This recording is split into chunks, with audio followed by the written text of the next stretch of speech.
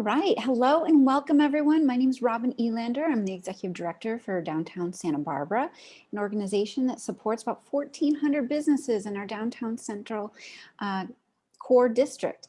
And so I'm so excited to be co-hosting this show with Matt Kettmann, who's the senior editor at The Independent. This is our part of a weekly series to highlight different downtown business leaders. And today we're so excited to be speaking about cold treats. And we have some of our most wonderful purveyors, premier purveyors of those cold treats in downtown Santa Barbara. And so excited to chat with them more about this. You can find all of our previous episodes, now I believe almost 50 episodes, on both our websites. And so without further ado, I will hand it over to Matt to further introduce the show and our guests. Hi, Robin. Thanks for doing the intro, and good to be with you yet again on these weekly business profiles, which have been really popular, and a lot of people watching and a lot of people learning a lot more about the businesses of State Street and downtown Santa Barbara than they would otherwise, thanks to COVID, thanks to putting us in this situation. But here we are now talking about ice cream, which I think we all love ice cream. I know a good amount of these businesses, but I'm going to learn a lot with you all today, because I don't know a ton about them. So it'll be fun to lead this conversation. I'm the senior editor of the Santa Barbara Independent. I've been there for 20 plus years. I cover a lot of food and drink stuff, and that's why I get asked to host these fun food and drink shows. So on today's show, we have three purveyors of ice cream. We have Michael Palmer from McConnell's, who, McConnell's is this historic Santa Barbara brand. He's going to tell us a little bit about that and how his family got involved with running that. We have Rori Trovato from Rori's, a very popular ice cream shop in the public market and other places around this region. And then we have James Haskins from Tondi Gelato, who has his own interesting backstory relating to Italy. I was just learning too, and we'll hear from him as well. And then we'll talk a little bit about how ice cream did during the darkest days of COVID, and must have been giving some people a nice thing to look forward to on some of the darker days. So let's start just due to history with Michael Palmer and McConnell's. Michael, tell us about the history of this, I think regionally, if not nationally important ice cream brand, and how you got involved. Sure. Thanks, everyone. Thanks for everyone attending today, and fellow panelists, all of us crazy people, crazy enough to be in this ice cream business. So McConnell's was founded by Ernestine and Gordon McConnell in 1949. They were a young couple. He had owned some of the country's first health food stores in Phoenix prior to going off to World War II. He was a pilot. And when he came back from the war, they moved in earnest to Southern California, to Central Coast. Mostly on a lark. A friend was living out here, and they said there's this beautiful place called Santa Barbara. They'd never heard of it. They came out here. The rest is history, I guess, on that front.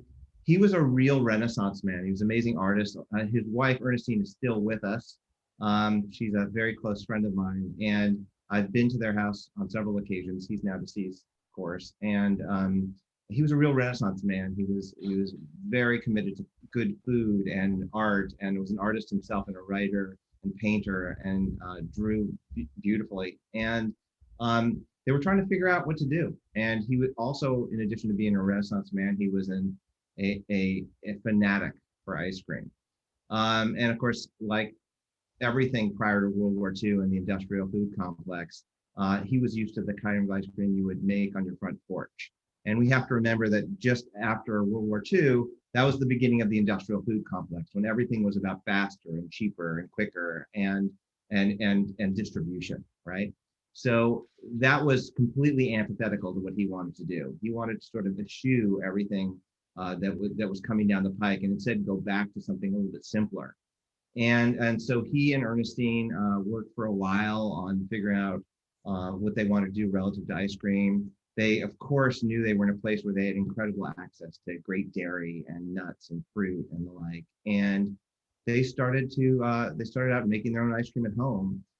Opened up on State and Mission in 1949. And from there, and McConnell's became sort of an instant success for them.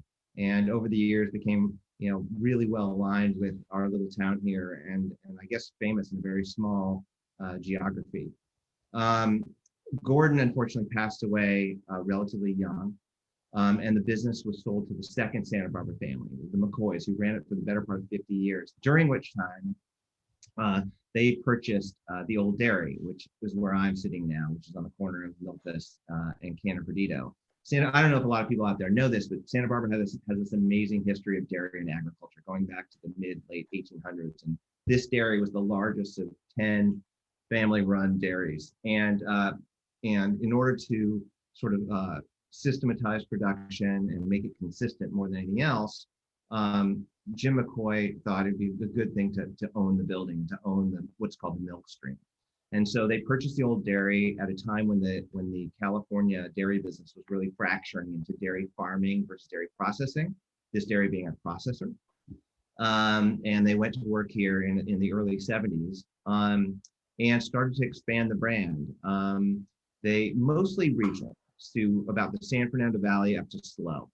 And at that time, when they bought the dairy, this dairy was making cheese and butter and all sorts of products, and they focused it 100% on the production of the ice cream.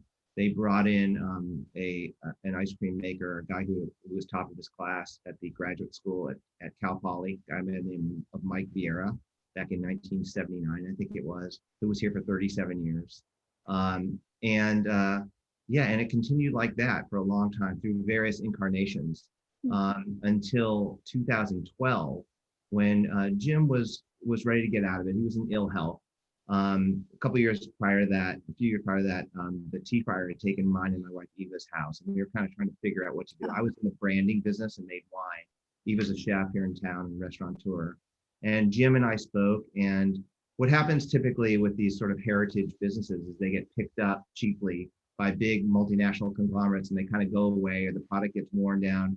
We did the thing that you never do, which is, I will tell you, it's just psychotic. We put money into the business. We recapitalized the business, which at least some of the people on this Zoom call realize is crazy.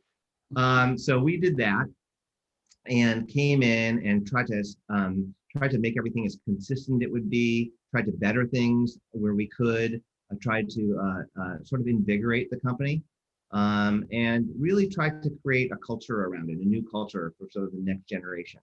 And now it's been, the better part of 10 years later, and we're continuing. Now, ice cream is a very challenging business, and it's always exciting. But the great thing about it is, leave smiles on people's faces, and if you care about it, you can make great products. And it's one of these perennial businesses that, I love it. It's challenging, but I love it. So that's our story. That's our little story. Right. I was just reading an article, I think in the New York Times or something like that, about how competitive the ice cream business is, which was eye-opening to me to some extent. Although if you go into the freezer section of any grocery store, whether it's a kind of a run-of-the-mill grocery store or a high-end one, you see a gazillion brands. Yeah. So that's clearly not an easy landscape. Especially in the last, let's call it 10 years. And that article appears in some incarnation every summer. Okay, because as you guys being the press has a gaping maw for content that ends up on a parakeet's cage bottom 2 days later. So there's always a need for that story every summer. I'm sure like the other ice cream makers here will be like, oh my God, not that article again. So every summer, like clockwork. What a story, Michael. What a story for quintessential Santa Barbara business. It's really interesting to hear that whole story. Yeah, we are a smaller business than most people think in Santa Barbara. People think, oh my God, look what McConnell's is doing now. And we are a very small business, and in relative terms, and we are really aligned with this community, and we love being here. It's a gift, right? To be in this. How many shops do you have in town right now? In town, we have two that we own, and there is a licensee who's not actually called McConnell's. It's called Mission Street Ice Cream and Yogurt, to give Bob some press. He's over there, but we have two. Okay, and then what is your regional reach? Like, how far away can you buy a pint of McConnell's? So we're national, but of course you can buy us in New York City and Florida and Dallas and places like that. But there are huge challenges to that because we also happen to make a product that's not cheap by ice cream standards. And so even though we're effectively a national business, we're really not what I would consider a truly national business because there's a lot of places where people just aren't going to spend the type of money it takes to buy a pint of McConnell's, somewhere between $8 and $10 on ice cream. So you kind of are going to be in spots nationally, and that's how we exist. Right. Well, you've done, I've been in Santa Barbara for a long time and always knew about McConnell's, but you guys have really done, it was almost like I wouldn't call it an overnight success, but it was very clear quickly that something new was happening or that there was new energy there and clearly some new money getting pumped into it as well. Well, I mean, money's one thing, but I would tell you, we have our soul in it. I mean, this white hair you see in this beard, like I had none of this, a few years ago. So, I mean, money doesn't take care of all your problems unless you sell out to private equity or something like that, and then you're no longer involved, right? So, but I think that we're super lucky that we have a small company, but a company that's full of really dedicated people, and that's what it is. We worked our butts off over the years. I mean, it's very stressful. So, like any small business. And where's the ice cream actually get made? So we're making the ice cream here at the old dairy till about 2.5, 3 years ago. And one of the things you have to realize when you're a manufacturer, which most ice cream companies, even high-end, artist ice cream companies aren't, is that when you're a manufacturer, you're really not a food manufacturer, you're in the food safety business. Because there's things in food and food manufacturing, and especially in ice cream, that will, if you have a compromised immune system like I do, or if you're older or younger, there's stuff in there that could really injure you. And so the old dairy, which was built in 1934, really wasn't designed to do what we were asking of it for years. And certainly from a capacity standpoint, it wasn't designed to lever up. And so about 3 years ago, 3.5 years ago, we built a new dairy, also crazy, by the way, nobody should ever do that. We built a new dairy in Oxnard. So all of the production at that point, that was in January. This was just after the tea fire. I mean, literally, as we were moving, ash was raining down downtown. And I was here every day, and it was orange out. And we moved everything during that Christmas to the new dairy in Oxnard, and that's where we make everything now. And we still maintain our Santa Barbara office. This is the headquarters still, but that's where we produce. Wow. After the Thomas fire, I think you mean now. Your tea fires would burn. I'm sorry, I meant the Thomas fire. Yeah, this was 10 years ago. No, this was Thomas fire. I'm starting to realize that I have like a million ice cream questions, but we don't have that much time, so we're just going to keep moving along. I mean, how many flavors do you have? Oh man, we well over 100, but at any given time, some go on vacation. So we try to be as efficient as we can be.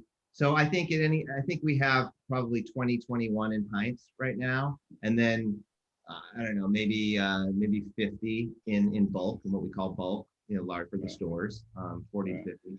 And most popular flavor? Could you say one or two? Me or to people? To people, to sellers. I mean, I am a person, I guess, but to other people. Well, I mean, sometimes Eva doesn't think I'm a person, but I mean vanilla, because it's used in so many different things, right? But we have a handful of flavors that are really just neck and neck in popularity. I mean, my jam is Turkish coffee, always have been since I was a little kid here. We still make that. We have salted caramel chip that we make, people really seem to like, but there's probably 8 or 10 that are just right neck and neck. We make this one, these sea salt cream and cookies that people really like. There's a handful. Yeah, great. All right, we'll come back to Michael to talk about some of his how the pandemic affected ice cream, and but now let's hear Rori's story. People know Rori's ice cream probably as much and to some extent more than they might know McConnell's these days, because she's been so successful in building her brand around this region. So Rori, how did you get into ice cream, and how did you develop such a successful operation?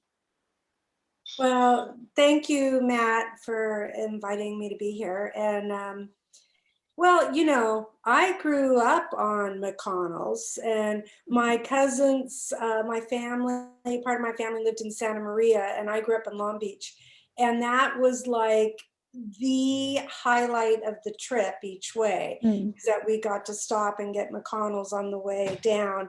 And then they opened a McConnell's in Long Beach, and it was like both my sisters and my brother worked there, and I have a big love for McConnell's.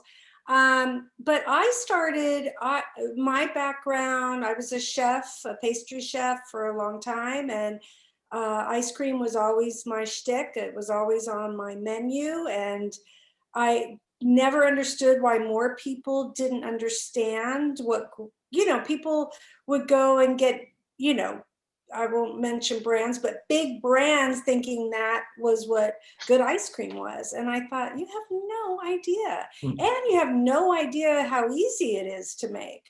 Like, I would make ice cream rather than a tart because it was much less work, and it was just such a great thing to give to your guests. So that's how I kind of started. And then I had been in not every, but I've been in a lot of aspects of the food industry. Chefing, I owned a restaurant, I was a food writer, I was a food stylist for a long time. And so when I moved I was living in New York. When I moved back to California, to Santa Barbara, I thought, you know what? I would really like to have a product. And like Michael says, you don't know the insanity until you're in it. You know what I mean? Like, that's a great idea. And then you start it and you think, wow. But it is, it's like any small business or entrepreneur. If you don't have passion, get out now. Because if you're doing it for the glamour, and there is no glamour, it's all about passion. And it's, if you're lucky, there might be some profit, but for the most part, you're doing it for the love of it. So, and that's what I did. I just started making some of my flavors in like a Cuisinart. Well, before the Cuisinart, just the kind that you put the canister in the freezer. And then I upgraded to an electric. And I remember I did a tasting at my friend's house, and one of the guests was Jim Rosenfeld, who happened to own the Montecito Country Mart. And he went crazy. And he said, I want you in my mart. And so, that went round and around. And I didn't have a real wet room yet that you have to get approved, and it's not easy. And luckily, through Janine's Bakery, they let me use their facility in Gelson's. So in the back of that room, I started spinning ice cream back there. And that's kind of how it started. Somebody came in from Whole Foods, and they said, how can we get you in our market? And, I never had any intention, and Michael can elaborate as to why. I never had any intention of doing wholesale grocery. I just wanted to do retail, but it just kind of, organically started that way. So I started doing wholesale first. And then eventually I took Jim Rosenfeld up on his offer, and I went to the Country Mart and started my first retail store there. And then I had moved my little itty bitty production to Carpinteria and took over Janine's Commissary Bakery because they had moved somewhere else. So, and that's where I still manufacture all the ice cream.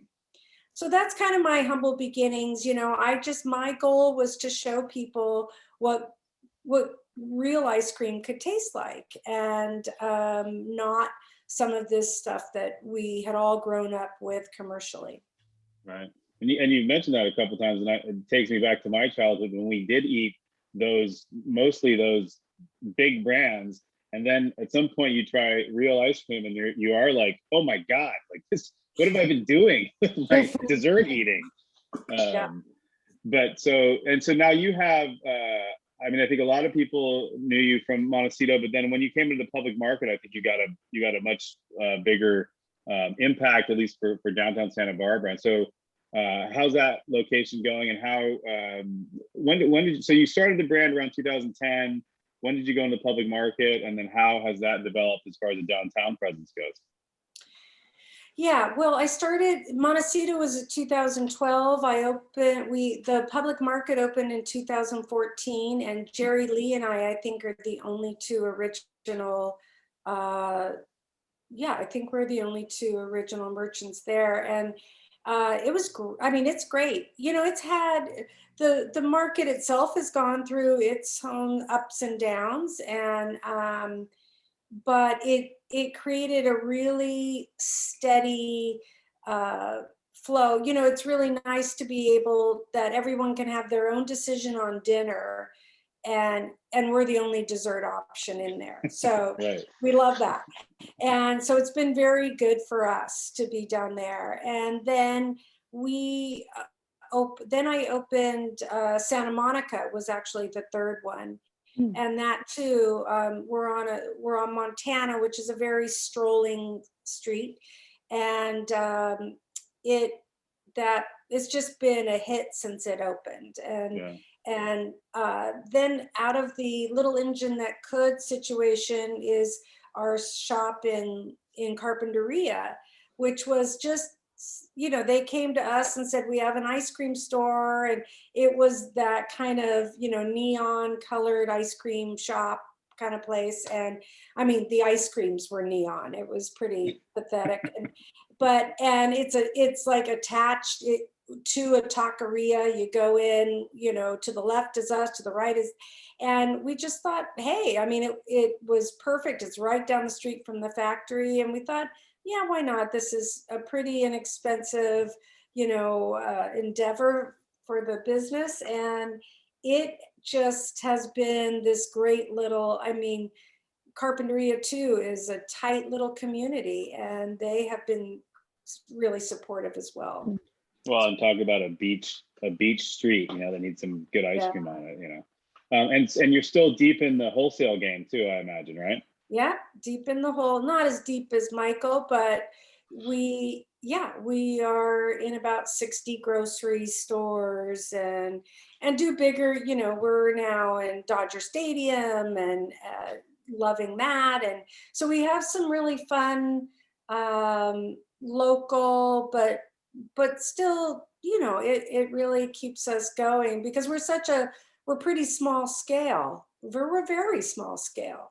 And so it keeps us on our toes, and you know, there are challenges that there's advantages and disadvantages to both, to retail and grocery wholesale, for sure. Right, great. And how many flavors do you have? Wow. Well, yeah, we have probably, I think we have 75 working flavors, or what did you call, Michael? What do you guys call yours? I don't know. I just said that sometimes they go on vacation. I just kind of like that's just. Yeah, for sure. In the grocery stores, we have 16 that we package. In the shops, we have about 22. And rotate. And consumer favorites or your favorites? Consumer favorites, like Michael, I mean, statistically nationwide vanilla, it's like, it's unbelievable how much. So vanilla of an answer, but yeah. Yeah. That's so odd. Yeah, I mean, you can never top it. But I think in our stores, we have one, it's like an ode to Ben and Jerry. It's called Rori Garcia, and it's a chocolate cherry. That's a big hit for us. Also, lemon curd is a huge hit for us. And I think the third biggest one, salted caramel.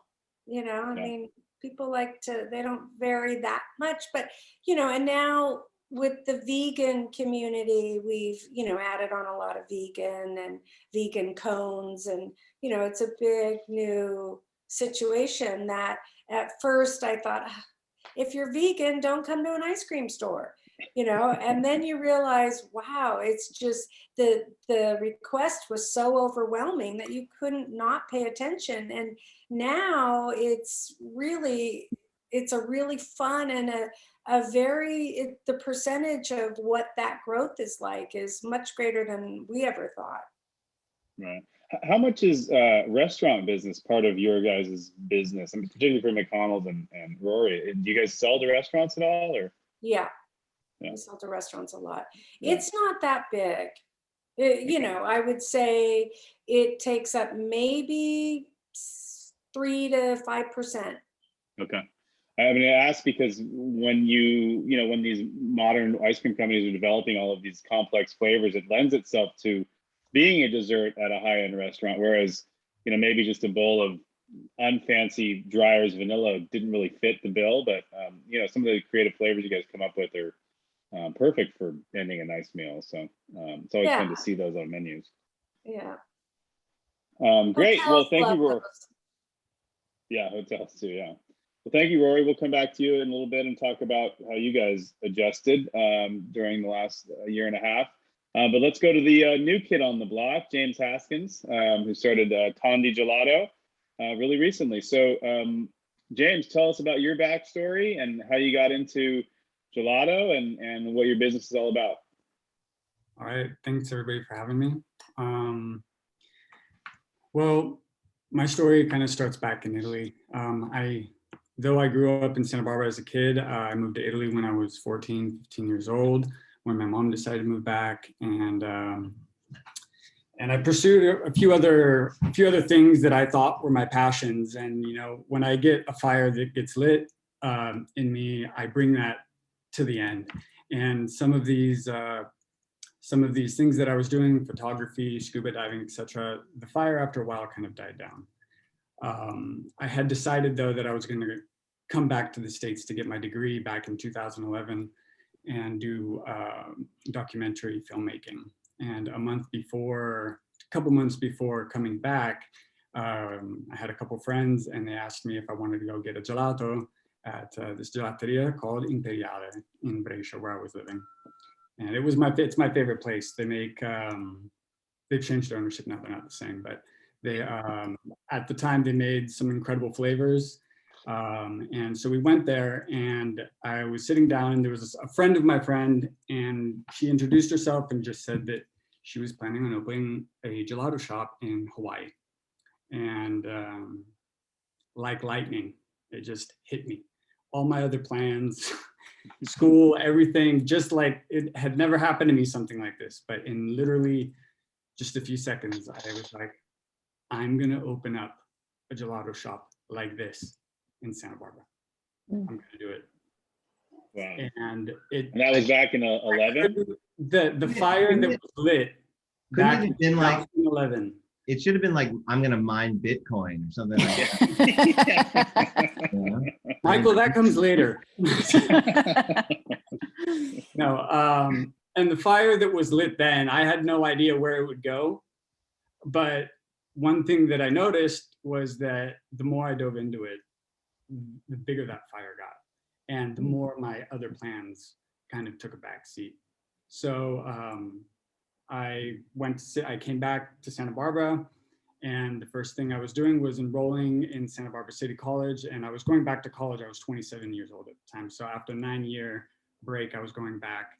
And as I was enrolling, I was also ordering gelato books, and I was living in the garage of a family member and just started ordering books and having my mom send me, because she still lives in Italy, and had her send me all the gelato books that I could find. And I just started searching, no matter how technical or how easy to read or how difficult or complicated, I just gobbled up everything that I could read on gelato and on the process of making it, but specifically under the lens of an artisanal gelato. So in Italy, it's very typical to have not just 1 or 2 shops in a given town. You could have 15 or depending on how big the city is, but in each of these shops, educate us a little bit about what makes gelato gelato. Well, compared to there's ice a lot cream. of ways to describe it, and if you go on YouTube or the internet, they'll all say the same thing, and it's very repetitive. Everybody says the same stuff. But for me, just to kind of dumb it down, you could say it in one word. And for me personally, and people might disagree, but it has to be texture. The main difference that makes gelato is texture. And it's for various, it's actually for a series of factors that you get the texture, that you get gelato the way it is. Part of that is, yes, the temperature that it's served. Part of that is, yes, the balancing of the recipe, which may be more milk than cream, or less sugar, or just there's different types and processes that are done to get gelato together. Even the process of making gelato, the maturing phase, the aging phase, the display cases that you use, you can do everything, and then you can still serve clunky, sandy, icy gelato.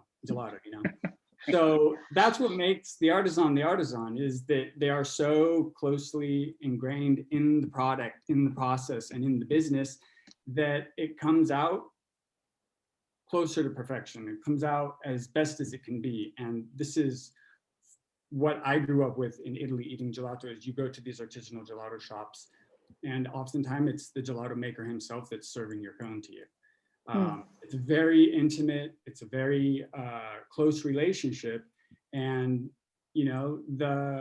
it's before 5 years ago, I didn't see any really gelato franchise. 10 years ago, any gelato franchises. They were all like small family-run mom and pop shops. Some were more historic, like McConnell's in Santa Barbara. There would be a gelato shop, like in my town, Brescia. There was Bedont. Bedont, my grandmother was eating at this gelato shop, and it's still there today, and it's still the same family, and they have one shop. So how did you start to bring this dream to reality? It must have taken some time. And yeah, well, it started with the product. It started with gelato. It started with making gelato. I wanted to make gelato like I had it at Imperiale, and I wouldn't stop until I got it to that point. And it's a very long process when you learn, without going to a pastry school, or without going and specializing you under certain people. When you're learning it by yourself on the books, and then you're going into your own kitchen and you're trying to make it, it takes a long time. There's a lot of discovery, but at the same time, going through that method, you also kind of learn little nuances and things that maybe you wouldn't learn in a textbook. But over time passes, I finished up school, and as soon as I finished up school, graduated from UCLA in 2015, I said, we're headed to Santa Barbara. We're going to open up this shop. And the thing that I didn't have was any business expertise, nothing, zero. I didn't even know what how a loan worked. I didn't know where to apply for one or who to talk to. I didn't know anything. I didn't have a credit card. And actually, one of the organizations in Santa Barbara that really helped out a lot was SCORE. They have a lot of free resources, and I spoke with for a period of time with one of their advisors, and he said, you got to open up a credit card. I was like, I hate credit cards. I'm not going to borrow somebody's money. And he's like, well, if you're going to start a business, you are. And so he's like, start building up credit. So I started using that, and then slowly just started learning more and more about the business. And that's where the headaches came in. I was like, I'm here to make gelato. I don't want to do all this other stuff. But you have to. So I started learning about that as well. And every year from 2015 to this year, I told myself, this is the year we're opening. We're going to find our space. Because you started catering first, right?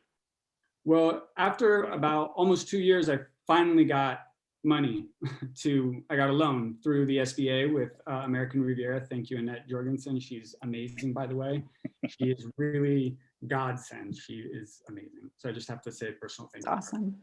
Awesome. Anyways, I got a very small microloan, and I found a shared commercial kitchen on De La Vina.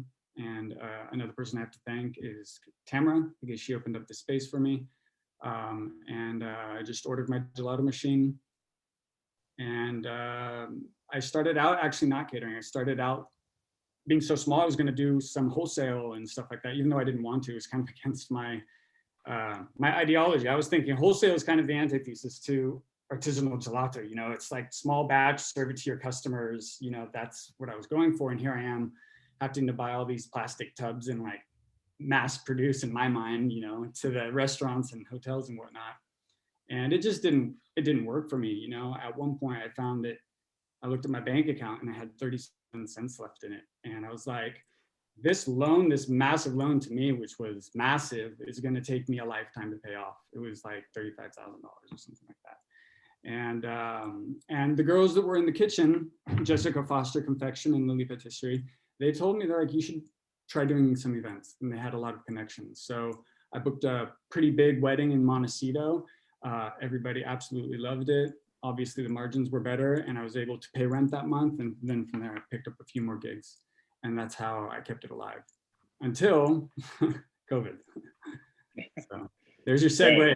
There's your segue, Matt. There's a segue, perfect. There you go. So, well, we got you talking. Let's keep going. What happened for you with COVID with the events? And that it seems like it pushed you into opening a shop. Well, 2017 was a good year. We booked up almost every weekend. You know, we had a wedding or two. Then 2018 was amazing. We just, for me, on my standards, again, we're small is a big word. You know, we super micro. But in 2018, I think we did over 50 weddings and events. We did a lot of weddings for bigger customers like UCSB. We did something for USC. We were traveling anywhere from here to USC and a little bit north as well. But then we started developing relationships with venues, wedding venues, and that's where most of our business was coming in from. And I was still, it was good because it was still like, I was still making the gelato and I was still able to serve it directly to my customers. It was kind of like having a gelato shop every weekend at a wedding. And, you know, the bride and actually takes out the entire transactional part too, because you're just giving them gelato. Exactly. Everybody loves it anyway, right? But then, you know, 2019 was the best year yet. And then towards the end of that, you know, I was trying to catch a breather. It was because all the while, you know, I was working full time at Trader Joe's. So on the weekends doing these weddings and then the pandemic hit and we had 2020 completely booked up. And you know, 10% of our weddings got canceled and then 90% got postponed to this year. And we're still, you know, finishing up some of those now, but the entire business just basically stopped. But it didn't stop me from thinking about my shop. As a matter of fact, I started thinking more about it and I started seeing closings, and as sad as it is to look around your town and seeing businesses close and families just, you know, getting devastated, you don't want to think about opportunity in time like that. But unfortunately, times like these, cycles close for some people and others open for others. So we found a space, the old Wetzel's Pretzels in Paseo Nuevo. I had contacted Paseo Nuevo in the past few years just to see if they had any space available.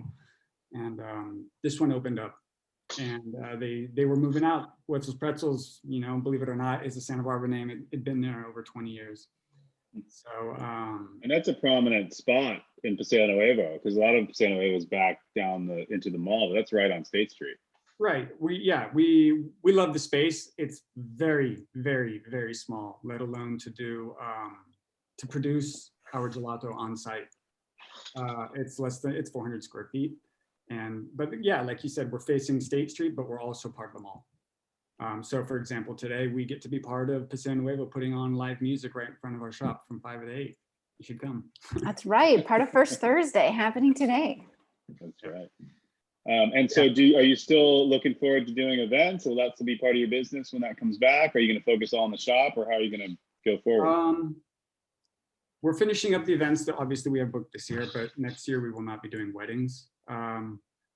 Likely not. I don't know if we're going to be doing like events for like corporate events. UCSB calls us. I don't know. At the moment, we're not doing events in 2022. The shop has proven to be a lot of work. We love every moment of it. By the way, it's me and my wife, Deborah. She's not here because she's at the shop right now making gelato. But it's a lot, and the labor shortage hasn't helped. I thought that by now I'd be able to find some people that could kind of allow me to prioritize my work elsewhere, but we're in there every single day. We're going in now over 150 days straight in the shop, nonstop. So but people are buying it. I just can't see myself doing events next year, to be honest. Yeah, and people are liking it. Yeah, they love it. I think any business owner could agree that when you get repeat customers, that's the best sign that that things are going well. We're happy. We've exceeded by far our expectations for this year, especially coming off of a COVID year.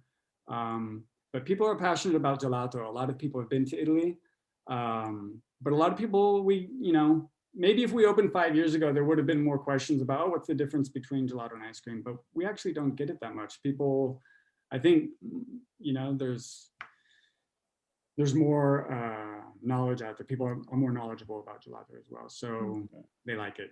They love it. Yeah. Great. Well, congratulations on opening your shop. Absolutely.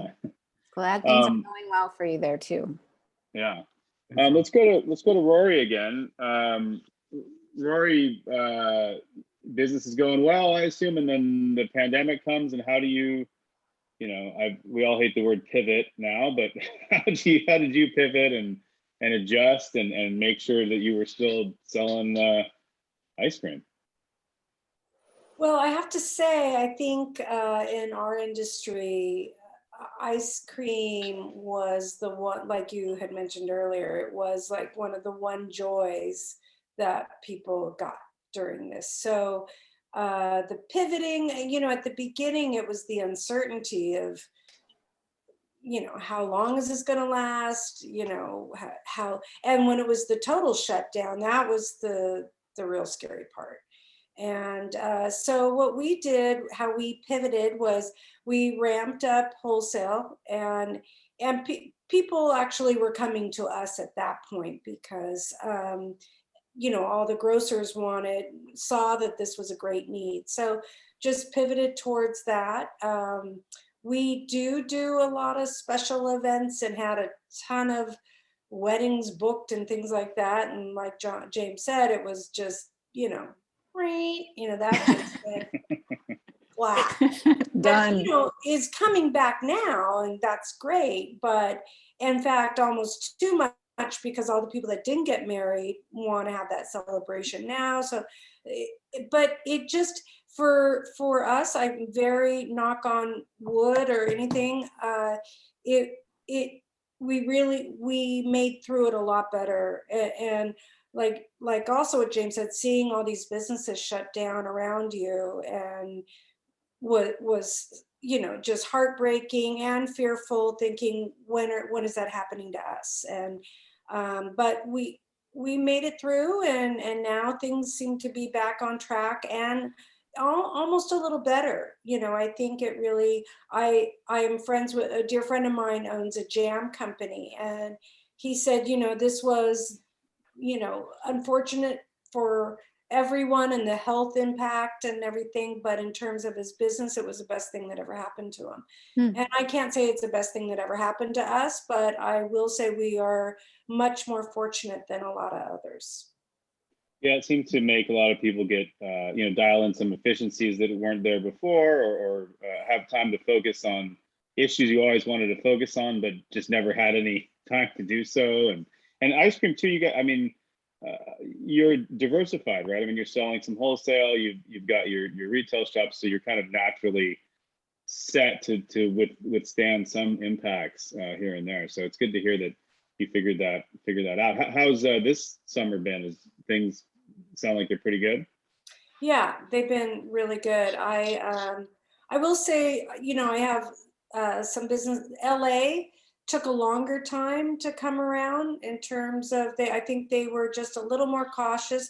Their impact was a little greater, but so for them to, feel open enough to go into stores and things like that took a little longer. So we didn't really feel the upside till probably August, towards the end of, the past few weeks. We really saw that it had come back, and we'll see, depending on how the Delta variant changes the mandates, we'll see how that goes. But it definitely took a toll. I don't want to say it was all peaches and cream, but it definitely took a toll, when nobody was coming into stores, for sure. Right. But I think now it's pumping up. Yeah, great. Michael, how did McConnell's do during? I mean, you had ice cream on shelves nationally, so you might have got some more attention actually during COVID. Or Yeah, how did things go? I don't know if, I mean, I'm sure people remember this, but I mean, it's been this 18 months of, for me, and so for so many people, like total confusion. That's how it hit initially. And I think, and I don't know if people remember how confused everyone was at the outset, in as we moved from February 2020 into March, and we just didn't have good information. We still don't to some degree, but I think that initially, we saw what was happening in China in January, February, and my initial concern and all of our initial concern was for all of our employees.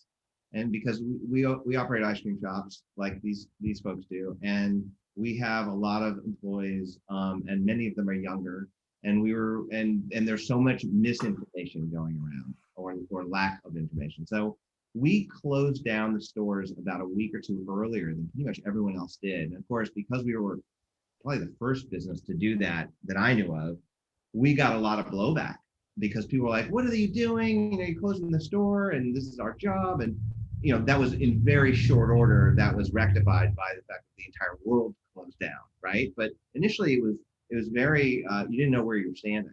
And as far as the business goes, the hardest thing to do initially once we were closed down was forecast, what the heck is this year going to look like, and how long is it going to last?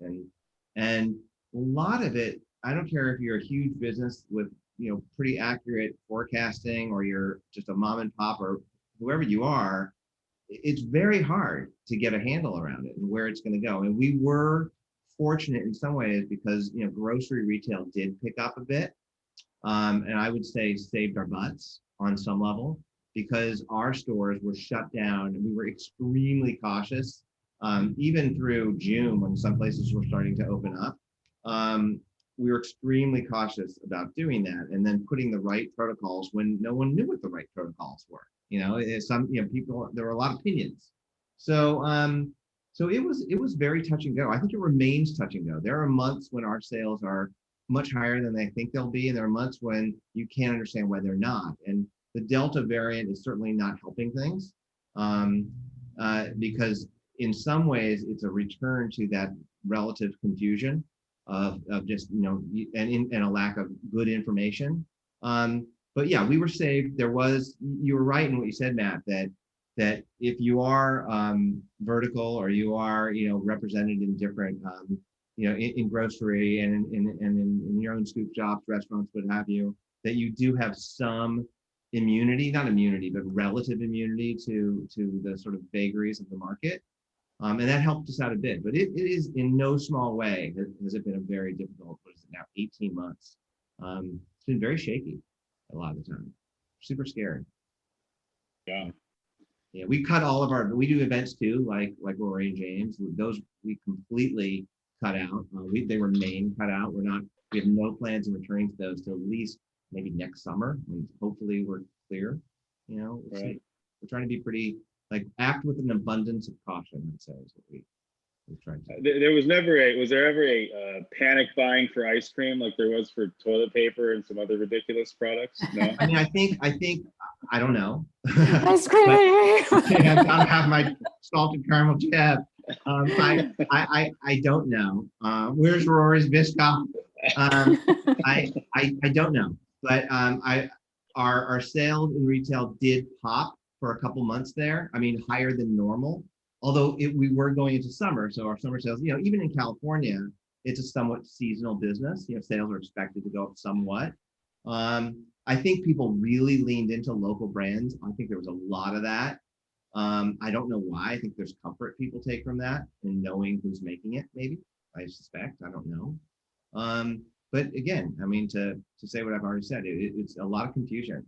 And I think we remain in a very difficult sort of system to assess.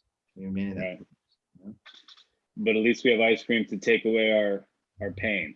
Yes. To drown ourselves in frozen butter fat. Sea salt caramel.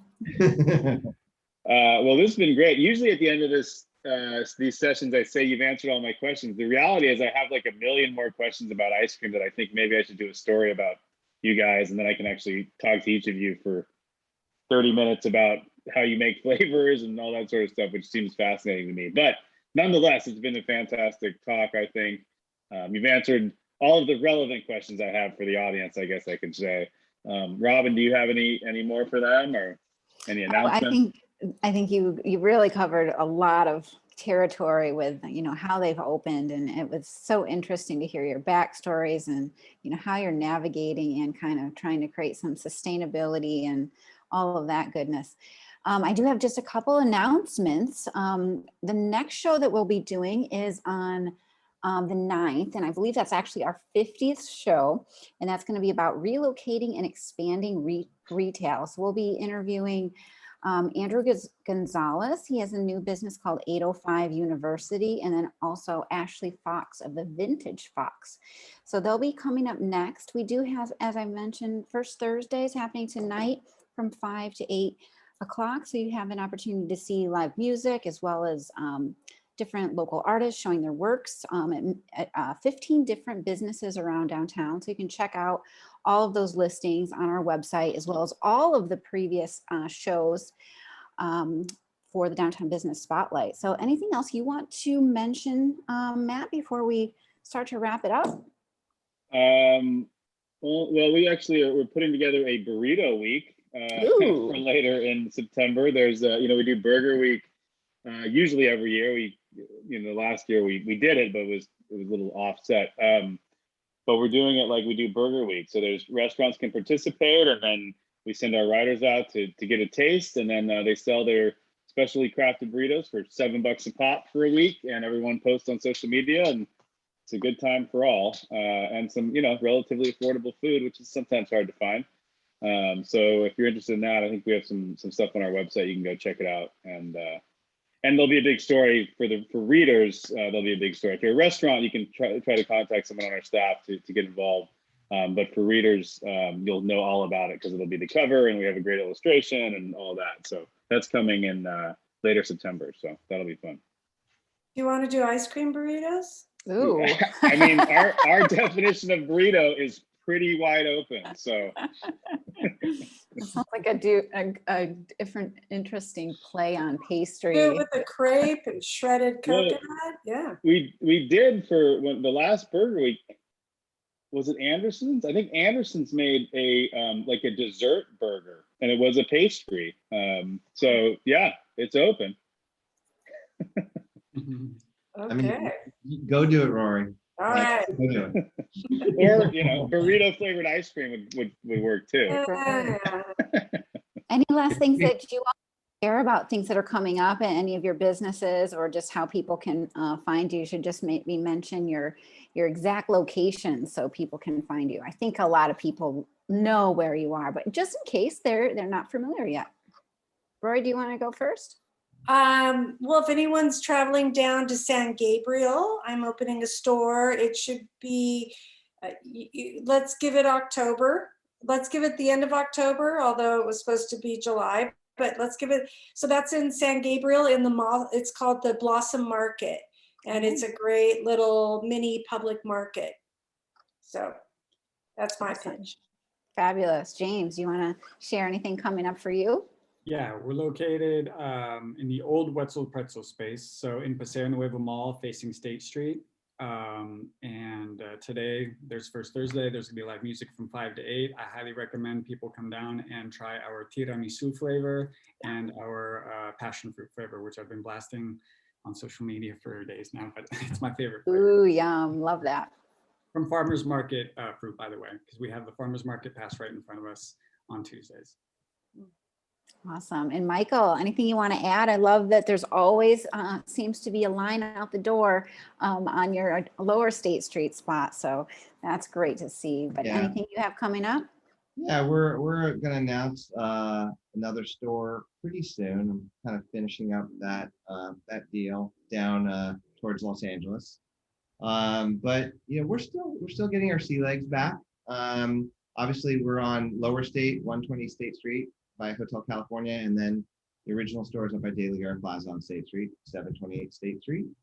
And just want everyone to be safe, and continue to eat ice cream. All of our That's all right. And gelato too, by the way. That's right. Continue to eat ice cream. And one of our guests attendees says ice cream burritos are absolutely acceptable. So yes, on that idea. Matt, I'll let you close out the show. Anything else you want to add? No, I think we're good. This has been it makes me hungry for some ice cream. Yes, So absolutely. we had a pint of McConnell's in the fridge that was finished by my kids last night. So I think we're out. I have to go figure this out. Nice. I'm gonna have to try some of that passion fruit gelato. Maybe see you over there soon, James. Thank you very All much. right. Well, we'll see you all next time. Thanks so much for joining us for the Downtown Business Spotlight, and we'll see you back on 9/9 for the next show. All right. Take care. Great. Bye, Thank you. everybody. Thank you. Later. Keep up the good work.